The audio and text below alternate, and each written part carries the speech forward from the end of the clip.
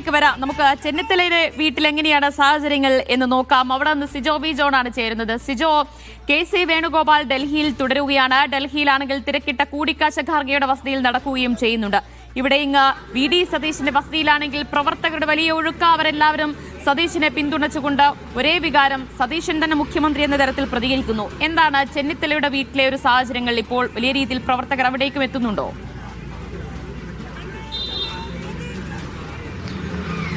നിരവധി പ്രവർത്തകരാണ് ഉച്ചയോടുകൂടി തന്നെ എത്തി തുടങ്ങിയത്. നമ്മൾ കഴിഞ്ഞ ദിവസങ്ങളിൽ തിരുവനന്തപുരത്തുണ്ടായിരുന്ന നേതാക്കളും പ്രവർത്തകരായിരുന്നെങ്കിൽ ഇതിപ്പോൾ അങ്ങനെയല്ല സ്ഥിതിയുള്ളത്. ആലപ്പുഴയിൽ അദ്ദേഹത്തിൻ്റെ സ്വന്തം നാട്ടിൽ നിന്നുണ്ട്, കൊല്ലത്ത് നിന്ന് ഞാൻ അല്പസമയം മുമ്പ് സംസാരിച്ചപ്പോൾ വയനാട്ടിൽ നിന്ന് വരെയുണ്ട്. അങ്ങനെ ചെന്നിത്തലയുമായിട്ട് അടുത്ത ബന്ധമുള്ള ആളുകൾ ഇങ്ങനെ എത്തിക്കൊണ്ടിരിക്കുകയാണ്. ആ പ്രവർത്തകർ മാത്രമല്ല, പാർട്ടി പ്രവർത്തകർ മാത്രമല്ല, മാധ്യമ പ്രവർത്തകരുടെ ഉൾപ്പെടെ വലിയ ഒരു നീണ്ട നിര തന്നെ ഇവിടെയുണ്ട്. ഇന്നുണ്ടാകും പ്രഖ്യാപനം, നാളെ ഉണ്ടാകും പ്രഖ്യാപനം എന്ന് നമ്മൾ കാത്തിരുന്ന് ഇന്ന് എന്തായാലും ഉണ്ടാകുമെന്നുള്ളൊരു ഭയങ്കര പോസിറ്റീവായിട്ടുള്ള ഒരു റെസ്പോൺസാണ് വരുന്നത്. അതുകൊണ്ട് തന്നെയാണ് വലിയ രീതിയിൽ തന്നെ ഇങ്ങനെ ആളുകളും അതോടൊപ്പം തന്നെ മാധ്യമപ്രവർത്തകരൊക്കെ തടിച്ചുകൂടി നിൽക്കുന്നത്. എന്തായാലും രമേശ് ചെന്നിത്തലയുമായി സംസാരിക്കുമ്പോൾ, അദ്ദേഹത്തിൻ്റെ ക്യാമ്പുമായി സംസാരിക്കുമ്പോൾ അദ്ദേഹം 100% ആത്മവിശ്വാസത്തിലാണ്. മുഖ്യമന്ത്രി സ്ഥാനത്തേക്ക് അദ്ദേഹത്തെ പ്രഖ്യാപിക്കും എന്നുള്ളൊരു കണക്കുകൂട്ടലാണ് ഉള്ളത്. അതിന് പ്രധാനപ്പെട്ട കാരണമായി അത് സീനിയോറിറ്റി തന്നെ ഒരു പ്രഥമ പരിഗണന നൽകും എന്നുള്ളതാണ്. മുൻ ആഭ്യന്തര വകുപ്പ് മന്ത്രിയാണ്. കോൺഗ്രസിൽ ഇപ്പോൾ മുഖ്യമന്ത്രി സ്ഥാനത്തേക്ക് പരിഗണിക്കപ്പെടുന്ന VD സതീശിനേക്കാൾ KC വേണുഗോപാൽ സീനിയർ ആയിട്ടുള്ള ഒരാളാണ്. അതിന് പ്രഥമ പരിഗണന കിട്ടും എന്നുള്ളതാണ്. അത് മാത്രമല്ല, നിരവധി MLA-മാർ അദ്ദേഹത്തെ പിന്തുണച്ചുകൊണ്ട് രംഗത്ത് വരികയും ചെയ്തിട്ടുണ്ട്. പക്ഷേ സിജോ, ഈ അവസാന ലാപ്പിൽ ഉയർന്നു കേൾക്കുന്നത് KCയുടെയും VDയുടെയും പേരാണല്ലോ. ഇത് രണ്ടുമല്ലെങ്കിൽ മറ്റൊരു സൊല്യൂഷൻ എന്ന രീതിയിൽ ഒരു പക്ഷേ ചെന്നിത്തലയെ കൊണ്ടുവന്നേക്കും എന്നേ പറയുന്നുള്ളൂ. അതിൽ നിരാശയുണ്ടോ ചെന്നിത്തല പക്ഷത്തിന്? ഇല്ല, അത്തരത്തിലൊരു നിരാശ ഇല്ല. അതേസമയം തന്നെ വലിയ പ്രതീക്ഷയിലാണ് ഉള്ളത്. ഇനിയിപ്പോൾ ദിവ്യ സൂചിപ്പിച്ചതുപോലെ തന്നെ KC രമേശ് ചെന്നിത്തലയ്ക്ക് അനുകൂലമായൊരു നിലപാടിലേക്ക് പോവുകയാണെങ്കിൽ അത്തരം ഒരു സിറ്റുവേഷനിലേക്ക് വരാം. ഇനി അതല്ല എന്നുണ്ടെങ്കിൽ വളരെ പ്രധാനപ്പെട്ട ഒരു പരിഗണന കിട്ടും എന്നുള്ള പ്രതീക്ഷ തന്നെയാണ് ഉള്ളത്. ഇവിടെ പ്രവർത്തകർ വന്നിട്ടുണ്ട്. ഞാൻ അല്പസമയം മുമ്പ് അവരോട് സംസാരിക്കുമ്പോൾ ഇനിയിപ്പോൾ ഹൈക്കമാൻഡിൻ്റെ തീരുമാനം നേരെ മറിച്ചാണെന്നുണ്ടെങ്കിൽ എന്തായിരിക്കും നിങ്ങളുടെ തീരുമാനം എന്ന് പറയുമ്പോൾ അവർ കൃത്യമായൊരു നിലപാടിലേക്ക് വരുന്നില്ല. ഹൈക്കമാൻഡിൻ്റെ തീരുമാനത്തെ പൂർണ്ണമായും അക്സെപ്റ്റ് ചെയ്യാൻ അവർ ഇതുവരെയും തയ്യാറായിട്ടില്ല. എന്തായാലും കോൺഗ്രസിൻ്റെ കാര്യമാണ്, നമുക്ക് കാത്തിരുന്ന് കാണണം എന്താണ് സംഭവിക്കുക എന്നുള്ളതാണ് ഏറ്റവും പ്രധാനപ്പെട്ട കാര്യം. 10-ാം ദിവസമെങ്കിലും മുഖ്യമന്ത്രിയെ പ്രഖ്യാപിക്കുമോ എന്നുള്ളതാണ്. അതിനുള്ള കാത്തിരിപ്പിലാണ് പ്രവർത്തകരും നേതാക്കളും ഉൾപ്പെടെയുള്ളവർ. ഡൽഹിയിൽ തിരക്കിട്ട ചർച്ചകൾ നടക്കുകയാണ്.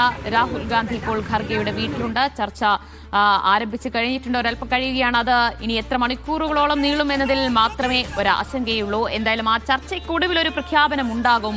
കേരളത്തിന് മുഖ്യമന്ത്രി അറിയാൻ കഴിയും എന്ന് തന്നെയാണ് പ്രതീക്ഷിക്കുന്നത്. കോൺഗ്രസും അതുപോലെ തന്നെ രാഷ്ട്രീയ കേരളവും ആ തീരുമാനം ആർക്കനുകൂലമാകുന്നതാകും എന്നുകൂടി ഉറ്റുനോക്കുന്നുണ്ട്. സുനിൽ ഐസക് വിവരങ്ങൾ നൽകും. സുനിൽ, ഇനിയിപ്പോൾ 3 പേരിൽ ആരുടെ പേരായാലും അത് കോൺഗ്രസിനകത്ത് വലിയ രീതിയിലുള്ള പ്രശ്നങ്ങൾ ഉണ്ടാക്കാനിടയുണ്ട്. കാരണം ഈ ചർച്ചകൾ നടക്കുമ്പോൾ തന്നെ നമ്മൾ കേരളത്തിൽ കണ്ടതാണ് അണികൾ തമ്മിലുള്ള പോര്, ഫ്ലക്സ് യുദ്ധമൊക്കെ അങ്ങോളം ഇങ്ങോളം കേരളത്തിൽ ആഞ്ഞടിക്കുകയും ചെയ്യുന്നുണ്ടായിരുന്നു. അതിന് പിന്നാലെ നേതാക്കൾ നിർദ്ദേശിച്ചതിന് പിന്നാലെയാണ് ആ പോര്, ആ യുദ്ധം ഒന്നടങ്ങുകയും ചെയ്തിട്ടുള്ളത്.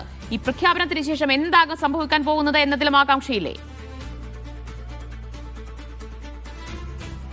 കോൺഗ്രസ് രാഷ്ട്രീയത്തിൽ ഭാവിയിലേക്ക് വലിയ പ്രത്യാഘാതങ്ങൾ, അനുരണനങ്ങൾ ഒക്കെ ഉണ്ടാക്കാൻ സാധ്യതയുള്ള ഒരു പ്രഖ്യാപനമാകാം ഒരുപക്ഷെ ഹൈക്കമാൻഡിന്റെ ഭാഗത്തുനിന്ന് ഉണ്ടാവുക എന്നാണ് ഞാൻ പ്രതീക്ഷിക്കുന്നത്. പ്രത്യേകിച്ച് VD സതീശിനെ മുഖ്യമന്ത്രി സ്ഥാനത്തേക്ക് ഉയർത്തിക്കൊണ്ടുവന്നില്ലെങ്കിൽ, അദ്ദേഹത്തെ മുഖ്യമന്ത്രി ആക്കിയില്ലെങ്കിൽ അദ്ദേഹത്തിൻ്റെ അണികൾ വലിയ തോതിൽ പ്രതികരിക്കാനുള്ള സാധ്യതയുണ്ട്. കാരണം കേരളത്തിൻ്റെ അങ്ങോളം ഇങ്ങോളം പ്രത്യേകിച്ച് ഒരു ഗ്രൂപ്പിൻ്റെയോ അല്ലെങ്കിൽ പ്രത്യേകിച്ച് ഏതെങ്കിലും ആഹ്വാനത്തിൻ്റെയോ ഒന്നും ഭാഗമല്ലാതെ വലിയ തോതിൽ പ്രതിഷേധങ്ങൾ ഉയർന്നു വന്നത് നമ്മൾ പല ഘട്ടത്തിലായി കണ്ടതാണ്.